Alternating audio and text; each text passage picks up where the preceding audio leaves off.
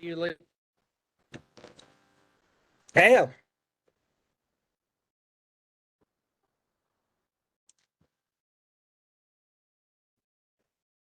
how are you, Lou? I am doing well. Fantastic. Are we ready to go? People are getting settled in here. Okay. I might have to. So, all right, I'm gonna have to drop off WebEx and join back on. Some update, change my settings. I'll be right back. Sounds good.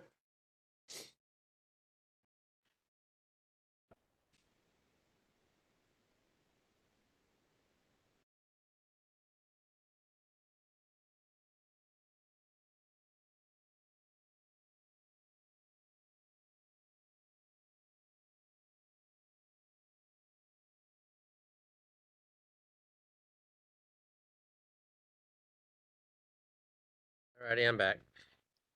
Fantastic.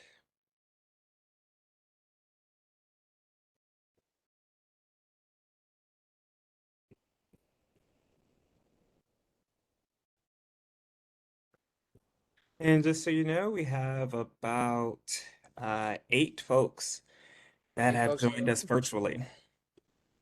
Alrighty. I need to swap this.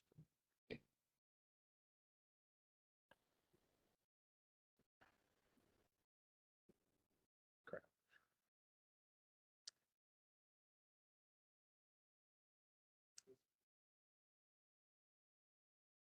Stop doing this.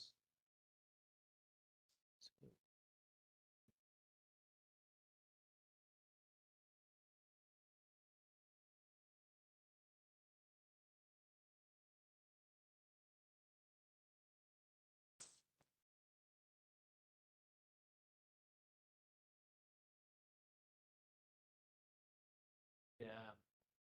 Gotta share the correct one.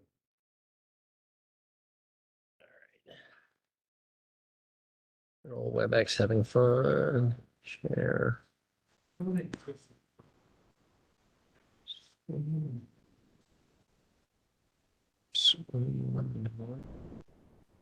Two. There we go. Now you should be seeing my presentation slides, correct, Yuli? I am. All righty. How I got to this slide, I don't know. All righty. So we about ready to start? I think so. Because we got. Yep. Or just tell me when you want to kick off, Yuli. Yep, we're ready to go. What I'll do, Lou, is I'll keep an eye on the Q&A right. space in case we have any questions from folks online, and I'll hollow those out so that they can be addressed. But other than that, yeah, I'll turn it over to you. Okay. And we'll get Mark to do the same thing, so he's in the room. So good day, everybody.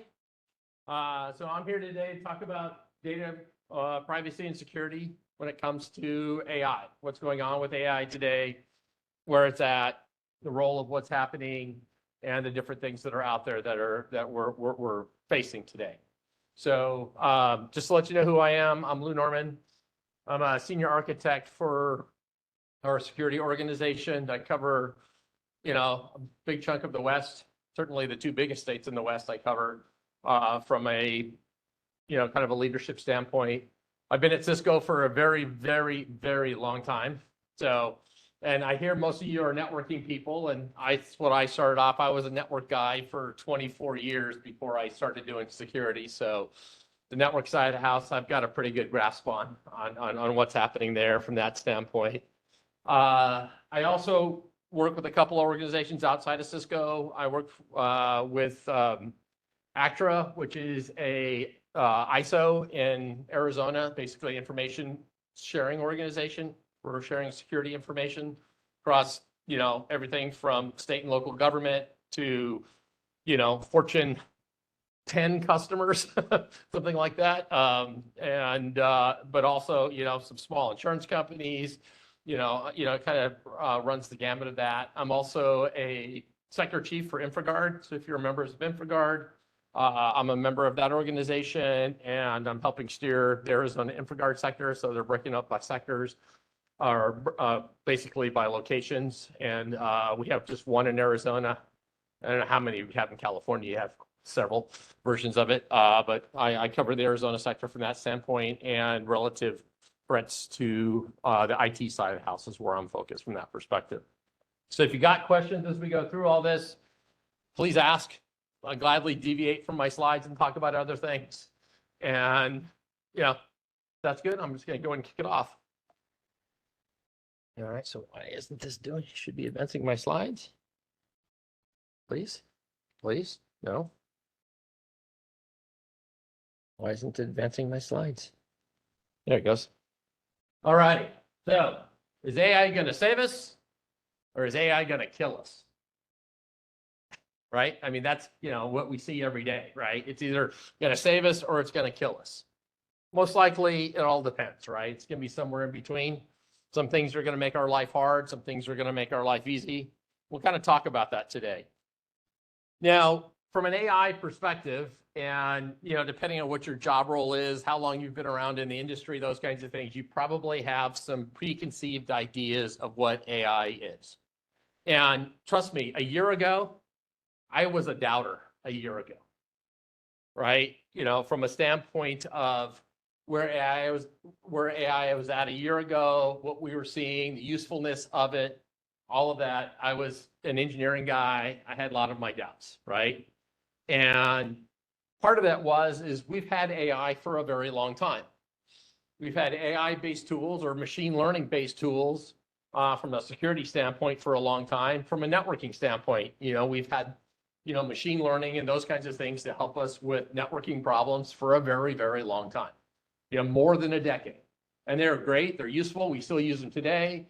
Things like, what do you want to call it, LandCope or StealthWatch or secure network analytics, all of those things is using machine learning. We use it, with Umbrella. I mean, that's basically the foundation of Umbrella is a bunch of machine learning for DNS records. Thousand Eyes today is another thing from a network perspective that's using, machine learning. It has been using machine learning since the product was invented, years ago. All those things are using machine learning. What we're going to be more focused today on is the actual, large language models, GenAI, and the things that are coming, that are actually happening today with agentic capabilities. All of that's what we're going to focus on today. Now, a couple of things I won't focus on, like, generating, video and, basically, coming up with a video that is impersonating somebody else, that kind of stuff. We're not going to cover too much of that today, though that is a security problem today that's happening. There's been several banks that have been hit by forged videos by, bank executives, or somebody, pretending to be a bank executive, making a FaceTime call to another executive. Hey, we need to move some money around. We need to do this and this. And these places have been hit for like 7-figure kinds of attacks that way. I mean, it's real, but that's really, kind of out of the scope of what we're going to talk about today. But, if you guys have something that is a little bit out of what I'm talking about, please ask questions from that standpoint. Now, the thing is, it's true that AI is, from a bad point is here. We're seeing problems about that. We're going to talk about that. But at the same time, AI is here from a good standpoint. We're going to talk about that as well as we go along. So let's kind of start talking about the adversarial side first, right? This is it's going to kill us kind of thing, right? So adversarial AI is here today. We'll kind of go into some of the details of it, but how malicious it can be very, very malicious. It can be somewhat, what I'll call somewhat malicious, right? Everyone always brings up the thing, well, spoofed emails are going to look so much better. Well, spoofed emails were a problem when they didn't look bad, and most of the stuff we catch that is actually getting caught by tools today that are now getting to be more and more AI capable and using that kind of stuff. So like, spoofed emails and stuff, to me, isn't the really big threat. I mean, we haven't seen a big rise in the number of attacks. I mean, we have those attacks. They've been steady. They're steady state, but they're not like going up just because of AI, from that perspective. the tools we have to actually do a lot of that is it's been around for some time. So our capabilities are keeping up with that from that standpoint. Now, where we see the real attacks, and these are actually stats from our Talos group about all the different attacks that are happening out there. But the key thing about all of these attacks is 80% of them revolve around identity, about somebody losing their credentials, whether they lost their credentials because they were taped onto their desk, whether they were basically logging into the website they shouldn't, whether it was a real sophisticated attack that somebody was able to snatch them out of a stream of them logging into something and actually got that out, which all those things apply, right? So that is happening today, but it's still going to be that identity piece that is really still the biggest thing that drives it, right? And really focusing on where attacks come from my standpoint, is something our customers have challenges at times, depending on who's actually running. Does anybody here actually run the email servers? Anybody on the line saying, yeah, we run the email servers? I mean, a lot of the email servers, their job is to forward email. Do they want to block emails? Not really. It just causes problems for them, right? So those are the kinds of things that we need to make sure that we are keeping up with modern technologies to look at existing problems. And like I say, one of our customers wrote a script, and this is one of my first things to do, that basically they were having a problem with PDFs going out to their students. It was a university. This is a common thing. It hit a lot of universities, that malicious actors were sending job offers and basically student internships out, and they were putting everything in a PDF. Well, the PDF was changing all the time. They'd always change the PDF, and so it was really hard to block that one file. And so they basically created a PDF reader through Google that would actually read the PDF. So basically, Google has tools that you can have a PDF and it'll basically read the picture inside of a PDF and basically transfer that all to text. And then they basically could run their email tools against that text and block malicious emails that way. Well, that was kind of an interesting thing. But we're actually putting a lot more AI capabilities into all of our tools. Cisco's doing it. All of our competitors are doing it. We're doing it at the network layer. We're doing it at the security layer. We're doing it at the application layer. We're doing it pretty much everywhere that we're actually building this is, and pretty much everybody else is as well. This isn't something that's just Cisco. We realize it. But, all of this kinds of different tools that are out there is really a matter of, what are your major threats? Focus there, and really see where things are going to make it better. Now, on the security side, things that we see that really make a big difference, and this is going to transfer over to the network side too as well, when you start getting the network more involved in zero trust applications and things like that, is that ability to really start recognizing what's normal, what's not, and then actually taking that traffic and classifying it, right? Creating policies off of it. Does traffic get forwarded, from this place to that place, whether it's on-prem or in the cloud? We can start actually taking that information by watching that traffic and then make policy decisions on whether that traffic should be allowed, blocked, or maybe inspected, maybe go through additional checks, whatever it may be. All of those capabilities that we're building out with AI today are pretty important. And the whole thing, on policy creation itself, right? So, I know a lot of network teams actually run the firewalls. So from a firewall standpoint, we are getting to the point now where a lot of the more complex firewall rules are actually getting written by machines, right? That we can actually take application-based tools and look at your data center and the applications that are running in your data center, and then basically write firewall rules to run on your firewall to make sure your firewall is enforcing what you think it is. I mean, I get involved in a lot of firewall stuff these days about migrating from, one vendor to Cisco and things like that, and really understanding where their policy came from, going back and checking it. It's a pretty hard, complex kind of thing because nobody really knows where all these rules came from.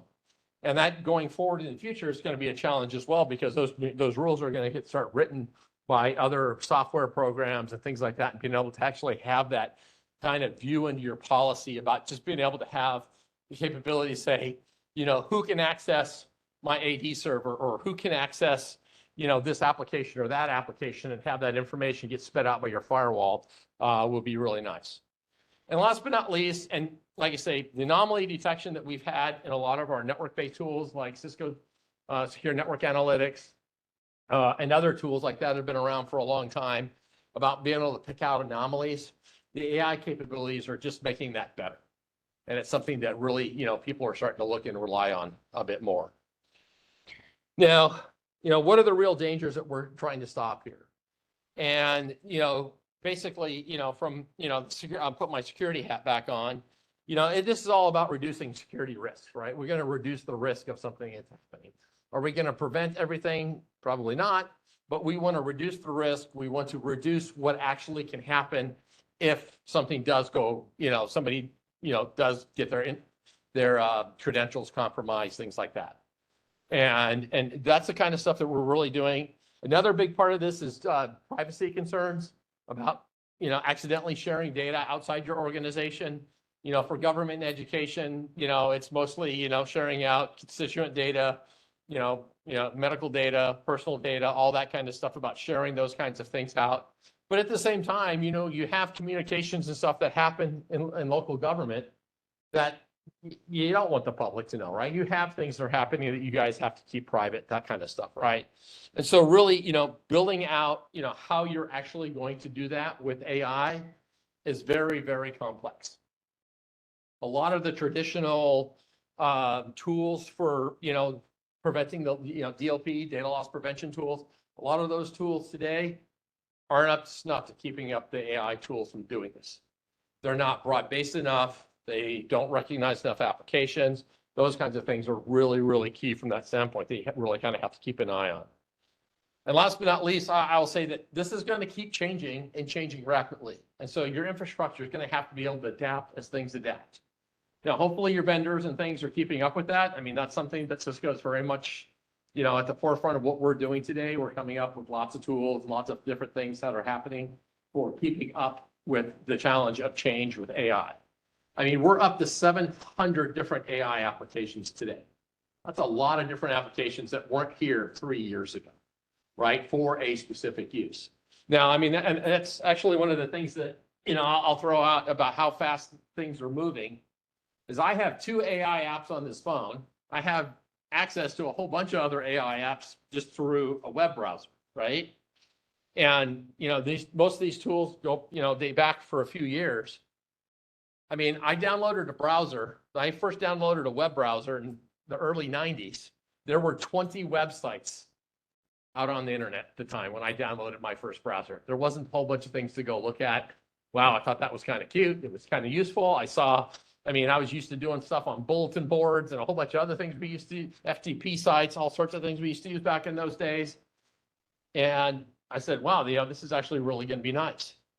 But that was in the early 90s. It wasn't until the early 2000s that basically everything was becoming web-based. I mean, it took a decade. And we're, in the generative AI models that we're in today, we're only into this at 2 years and 8 months or something like that. So it's moving kind of fast. And so this is going to talk about that timeline, right? So our timeline starts November 22nd when OpenAI released ChatGPT, right? So yeah, it's been 3.5 years now. We're having fun, right? So it hasn't actually quite been 3 years. But this is when the changes really started happening for a lot of us, right? Is when this released. It took all the way till July of 2023. So, basically, 2 years ago for malicious ChatGPTs to come out. And these were the initial 4. There were 10 of them. By a month later or 2 months later, there were 10 different versions of this that were happening out there. This happened very, very fast, right? By September of 2023, Black Mamba came out very specifically, which is polymorphic, basically, is not really detectable through most functions of your endpoint protection today. There are endpoint protections gotten better since then, right? Our tools have, other vendors' tools have, that they can now recognize some of the behaviors and things like that we're doing this. But over time, when we went from just the old virus checking kind of stuff, things were good enough at the time. but then malware really evolved and we had to get to much more modern, anti-malware tools that we have today.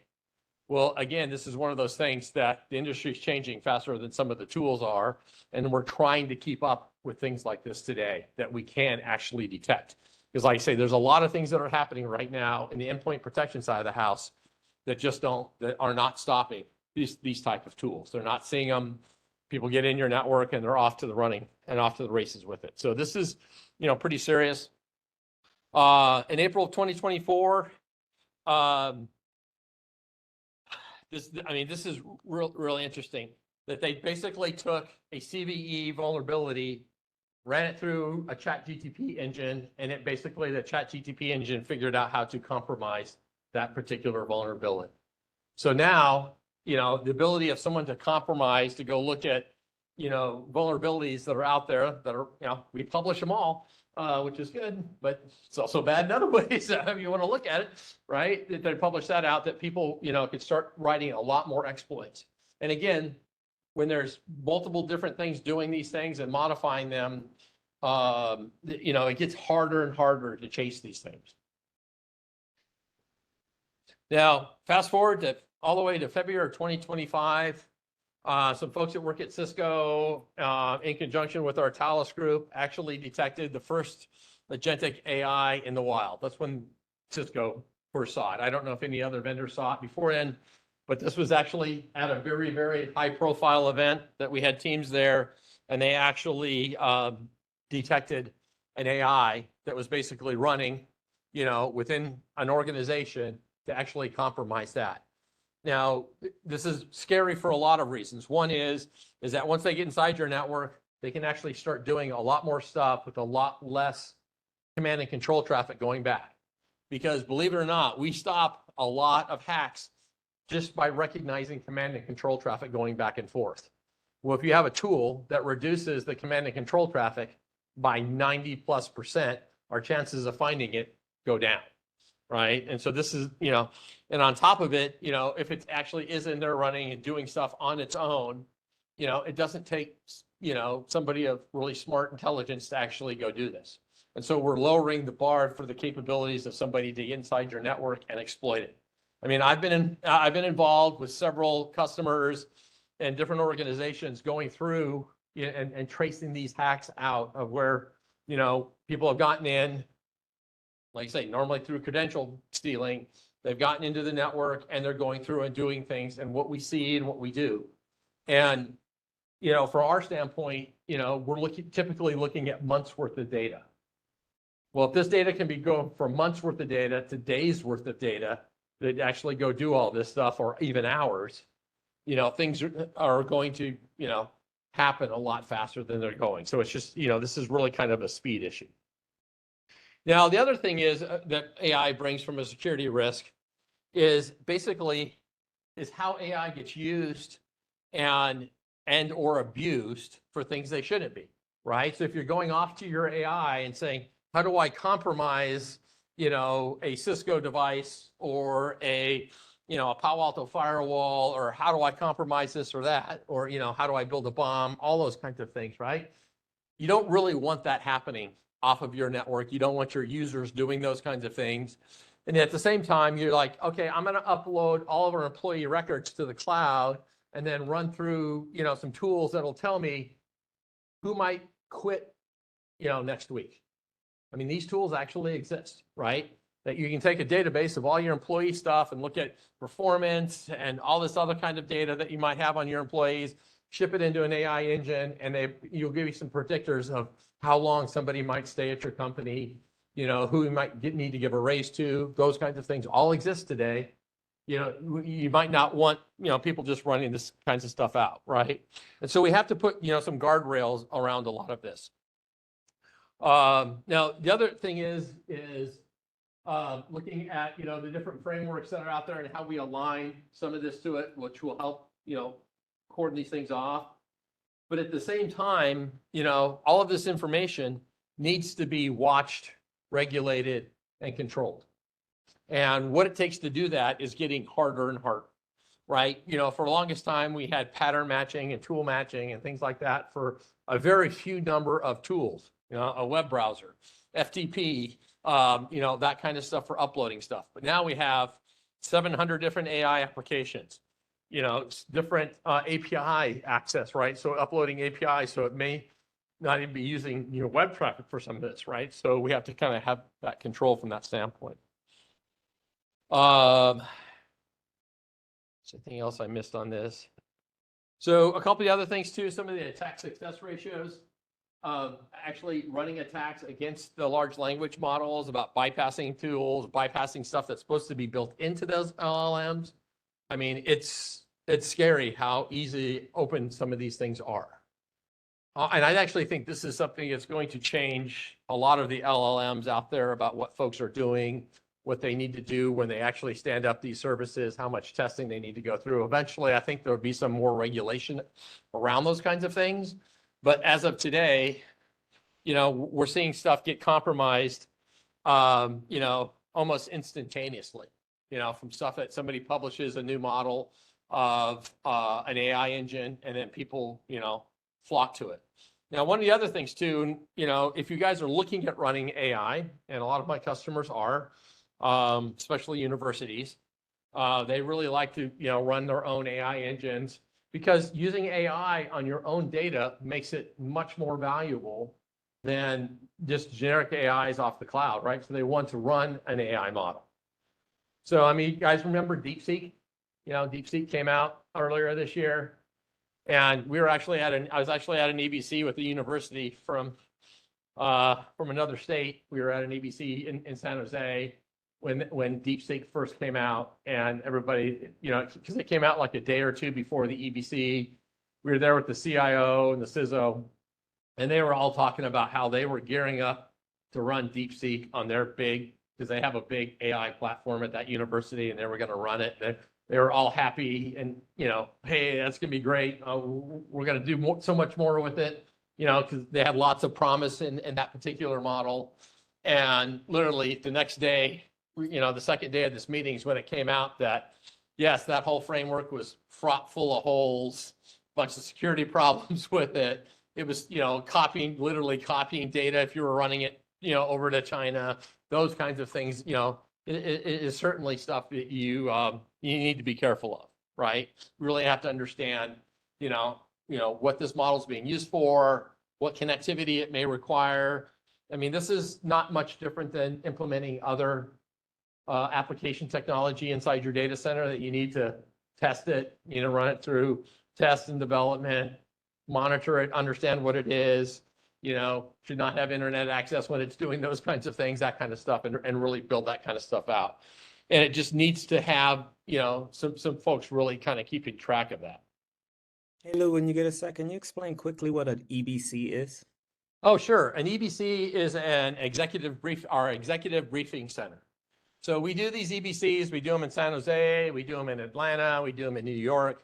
But basically, customers come to our location for a day, or typically 1 or 2 days, and we bring in executives and people that are very specialized in different fields of whether it be networking or security or collaboration, things like that.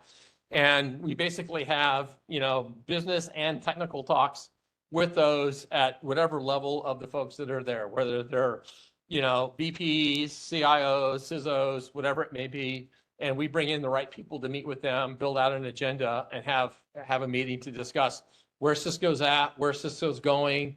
We always typically, in all those things, basically ask the customers for feedback to say, hey, what are we doing well? What are we doing that's kind of crappy? All those, we have those discussions at that. Thank you. That's what an EBC is. All right. So I've talked about all of the things that are out there that are going to kill us. Any questions about the stuff that's going to kill us? Did I miss something? Something you want to know about? Any questions? Any questions out there, Yuli, on that side of the house? No questions online. All righty. So what we can do to start protecting ourselves?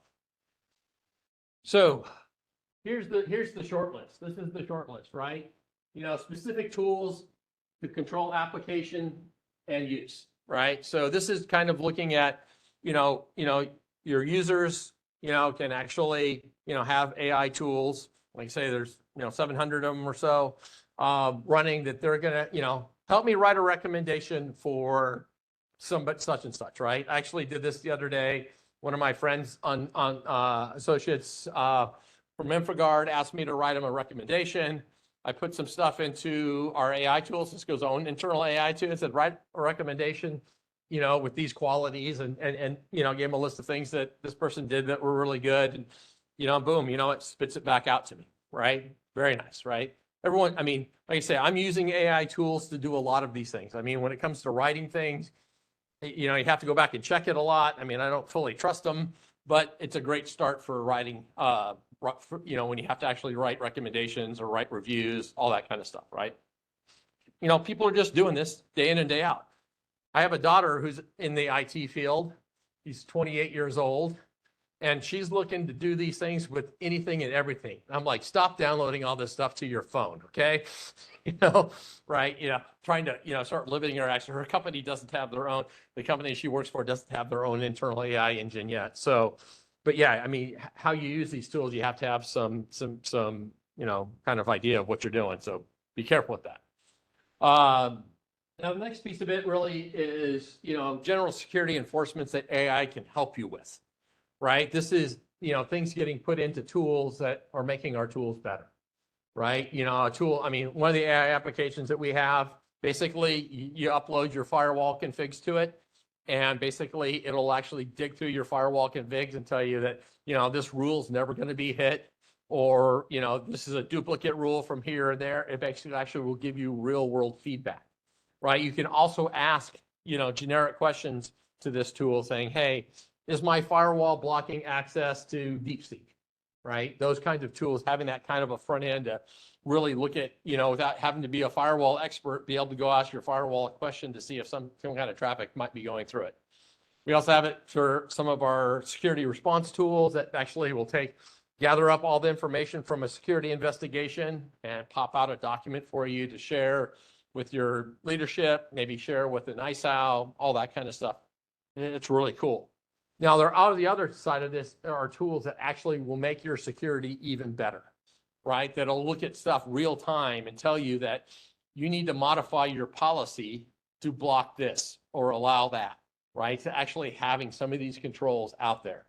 Things like, and then there's also the side of Thousand Eyes that basically will help you determine, why you don't have connectivity to, Azure or something like that, right? All those kinds of tools are coming back and just making your job easier and faster from that perspective. Now, like I say, so discovery of and control for AI applications. We used to call this, web filtering, web content filtering. We can throw DLP into this as well, all of that kind of stuff. And like I say, our tools that we've had for decades now, to do this aren't up to snuff for it. Generic pattern matching, that kind of stuff that a lot of these tools relied on, just doesn't cover it. It's too complex, can't write rules for everything, so it actually has to have some capabilities to really understand what the intent of this traffic is and what this application may or may not be doing. Now, the second piece of this is, and this is, I think, really on the control side of it, and I've talked about guardrails a couple of times. What I specifically mean about guardrails is what you can ask an LLM to do, right? I want to build, how do I build a nuclear bomb, right? That kind of stuff, right? You don't want to be able to have that, but it can get really specific, right? Around, personal information, go find everything you can find on Lewis Norman. Here's his social security number, and this is where he lives, all that kind of stuff, right? Those kinds of tools. And the LLM vendors have been very poor about really locking that stuff down.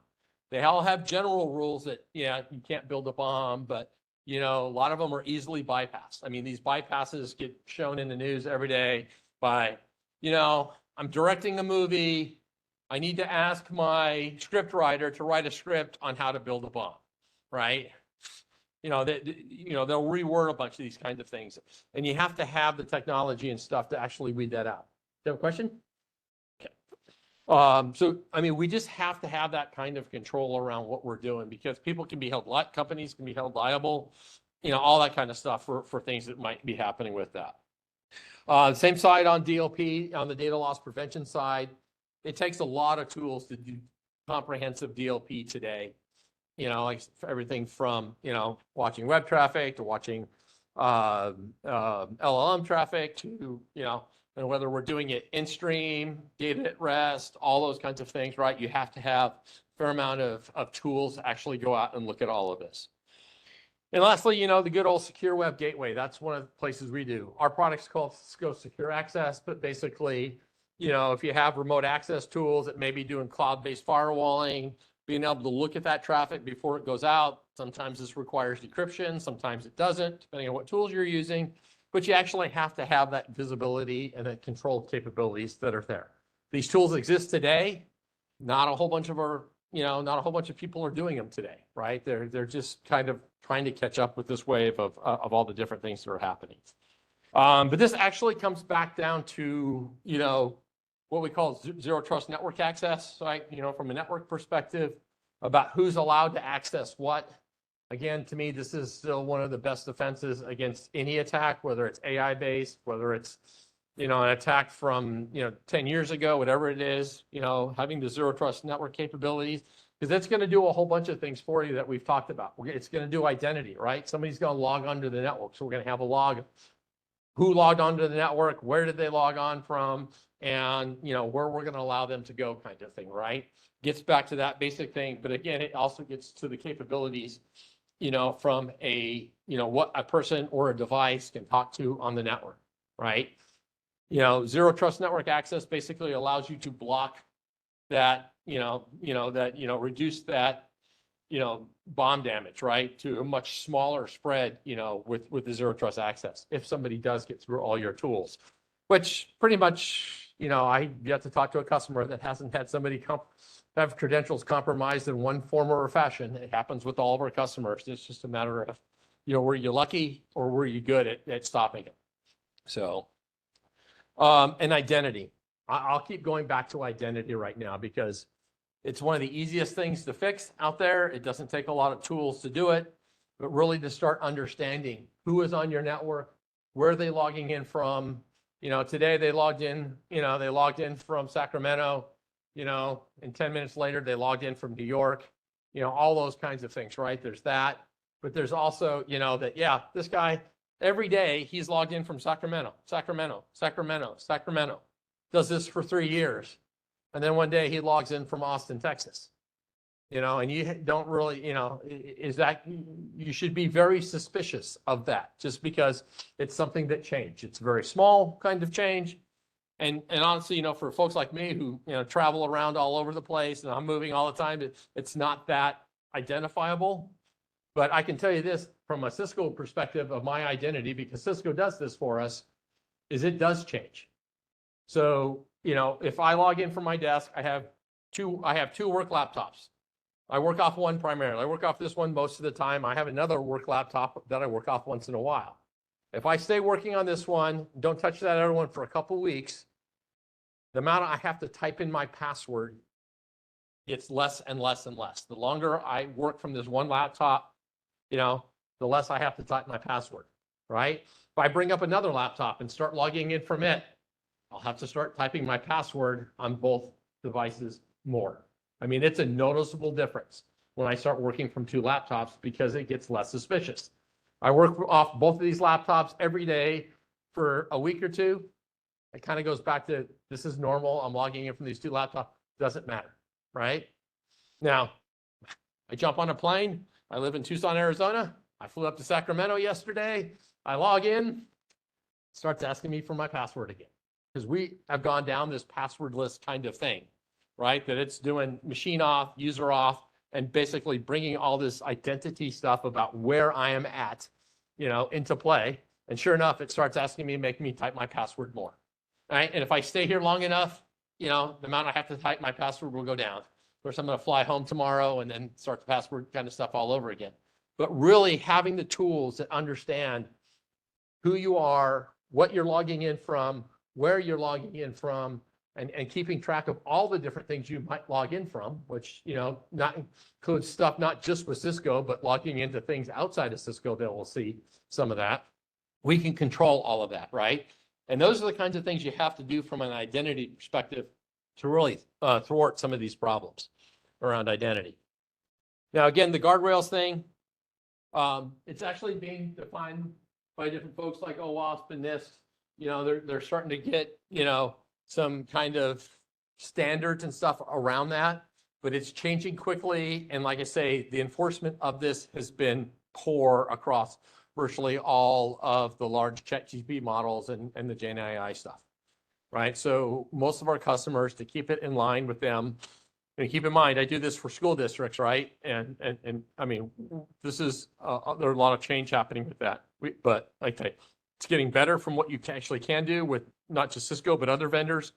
They're actually getting a better handle on this, and it's going to become just a new standard that more people are going to do it. Because even, and giving a good example of this, for years, I mean, since the dawn of time, universities have not wanted to block traffic, right? If you ever worked around a university network, very much, freedom of education, all that kind of stuff is huge around them.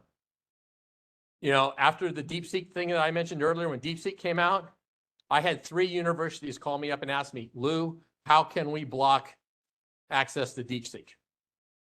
And one of those universities literally shared it with their, with about 20 other universities. I mean, they were all blocking access to DeepSeek because it was a huge security threat.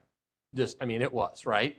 And universities were blocking access to it. So, these kinds of things are happening, and it's just another challenge we get to face as being networking people. So, yeah, and so, a couple of things too that, the monitoring enforcement side is, we're watching a lot more data. We have a lot more customers that are looking at, things like their NetFlow records. They're looking at VPC flow logs and things like that from the cloud. They're really starting to monitor these pieces, and it's basically, getting to be a requirement to really understand and control their traffic. Because we now have tools that basically allow you to take those flow records and those, application kinds of things from servers and transfer that into a network policy or a firewall policy, right? About what things can actually, what does it need to talk to, right? Gone are the days that, have a machine inside your data center and it can talk to every other machine inside your data center. That's just not going to happen. And today, what we have, from a micro segmentation standpoint, that has been growing across all of our customer bases from that standpoint, and it will continue to grow till eventually it becomes the norm from that perspective. Now, the development side of the house is even trickier. So really depending on your rules as an organization about what you can actually create and put on the network. Universities are terrible. They will just literally load up anything. You have professors that have, enough computing power sitting underneath their desk to run a small city, and will load anything and everything onto it. We see this day in and day out. This has been a problem forever. And it's led to, some pretty major breaches, because I really don't understand about how many universities allow somebody to have a server sitting on their desktop that they do all the development, all that kind of stuff on that server, or, just springing it up and, get things running on it. Once it's up and running to the point, they pick it up, walk over to their data center, stick it in a rack, plug it into the network, and they're on the network. Right? If you don't work at a university, this probably sounds crazy, right? Sounds like a huge security risk and just a networking risk inside your data center. Happens all the time. And, the day that machine was compromised, about the second day that machine was on the network, under his desk, he takes a compromised machine, wheels it into the data center and plugs it in, and now they have access to the inside of their data center, right? That kind of stuff happens all the time. AI models are just as bad about this.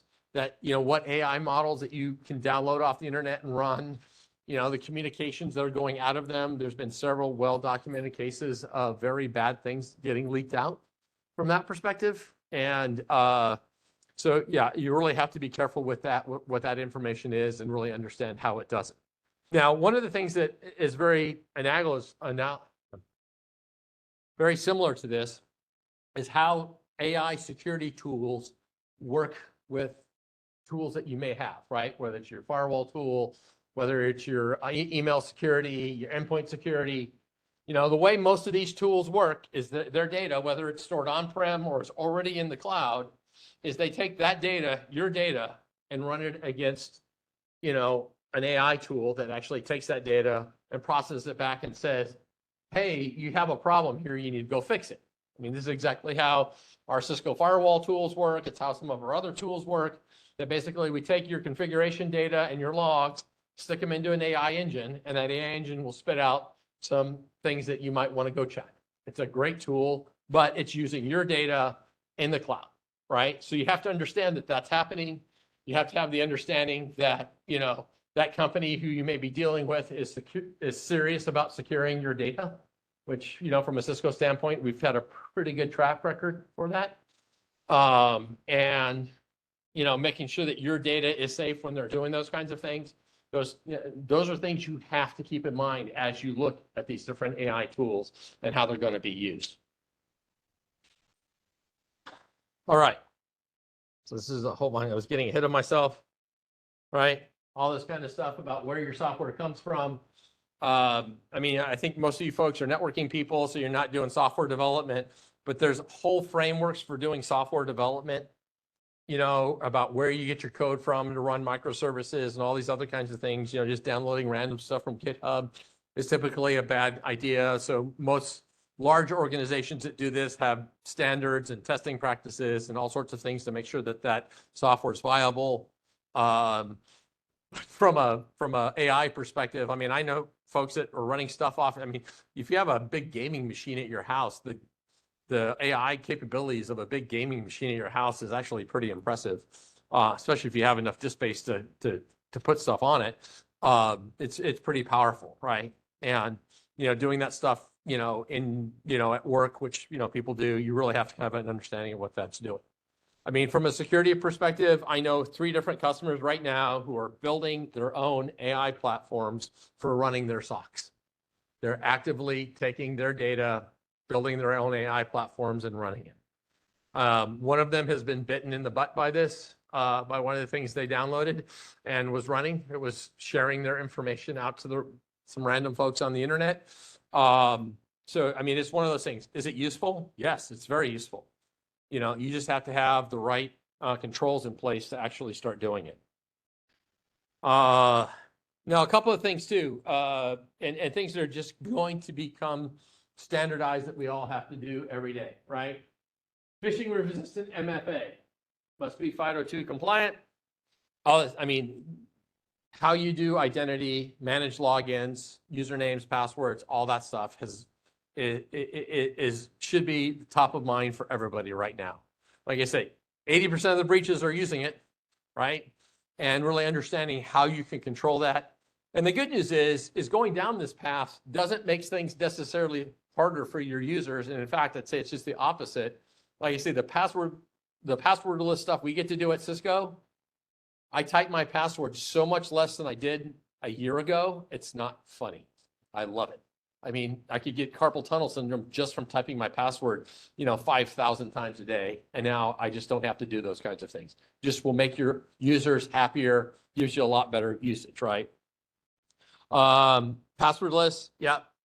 Passwordless is the way where you want to go. So people aren't typing passwords at all. And having the no fallback kind of thing.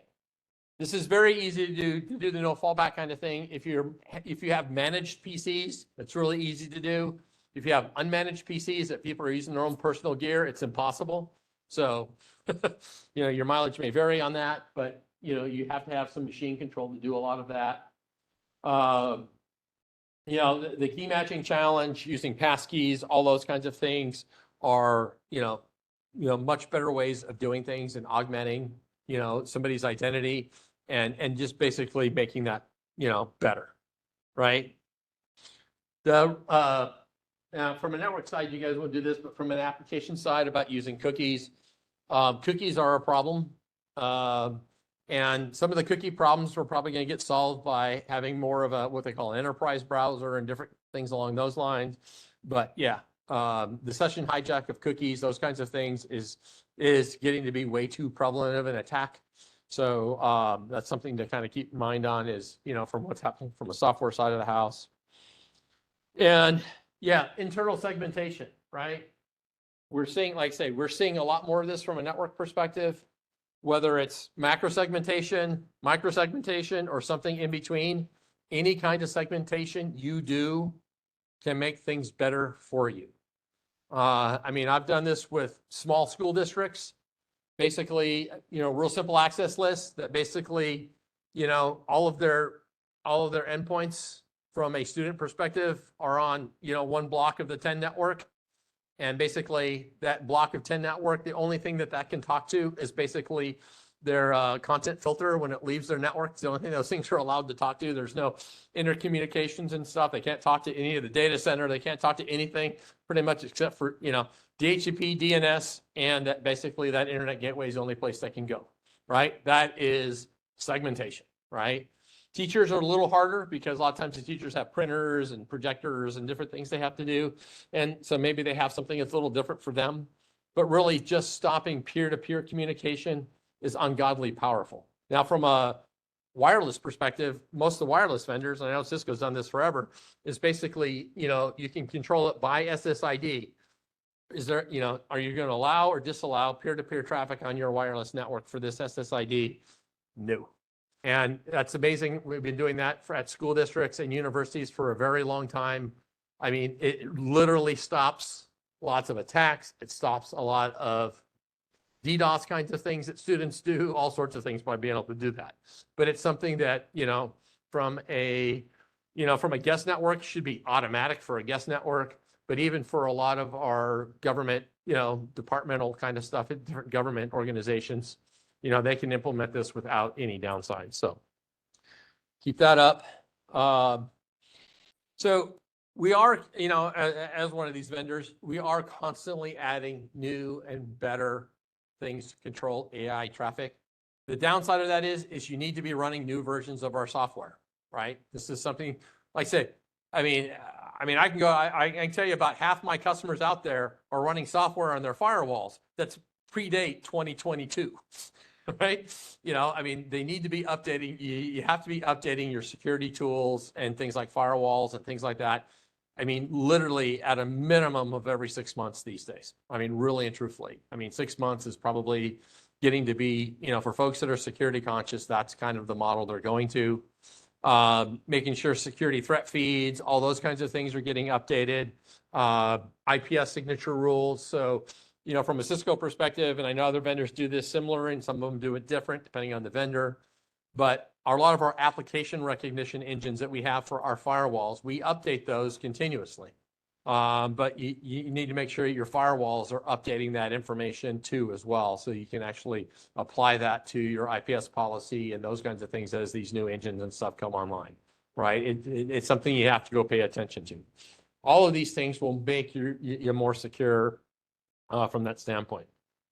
Now, the other thing too, this kind of gets into the non-technical policy is a big deal about what you're actually controlling on the network, what people can have access to, and like I say, I've been covering, I worked in government and education before coming to Cisco. I've been covering government and education customers my entire career at Cisco. The OSI model, everyone says it's 7 layers, the OSI model. I realized it's actually 10 because you basically have the religious, political, and financial levels above those. And so there's a lot of that political kind of stuff comes into play about what folks can do and can't do on the network and who controls what. But having these policies apply to government organization is just as key as it is to anybody else. And it's really something that has to be addressed as quickly as possible. Regulations and compliance are coming. We have frameworks from NIST. We have frameworks from CISA.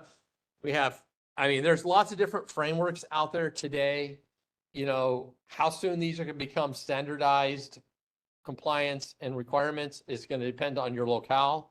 I've had some organizations around, even in California, but other states that, as an organization, they've come down and said, yes, you will do zero trust. and you have to have it implemented by some random date that didn't query any of the networking people when they asked that, but they just came up with the date and they had to comply, right? They have to jump through a whole bunch of hoops really fast and do those kinds of things. Those kinds of things are going to happen. Like I say, we're still battling that with zero trust. But the stuff on the AI side of the house is coming much faster than, zero trust has been around for some time. AI stuff's going to happen even faster from that perspective. So it's coming, right? The frameworks will become compliance kind of things, and it's going to keep moving forward from that standpoint. Recommendations, finally. Say it all starts with policy. You can't do enforcement without policy, because people will complain and say, why are you doing this? Well, the policy says I have to do it. That's how it actually happens. Identity controls and zero trust will make your life better. That's all there is to it. Is it easy to implement some of these tools? Depending on your organization and the religious, political, and financial capabilities you have, there's some challenges around this, but these tools will make your life significantly better. I mean, we've seen some of our customers who have implemented zero trust that has changed their lives, not just from a security standpoint, but how they manage their network. I work with one of the cities. One of my first customers to do this about 5 years ago was a city. They did it because they had a major breach and they decided to go out and do zero trust.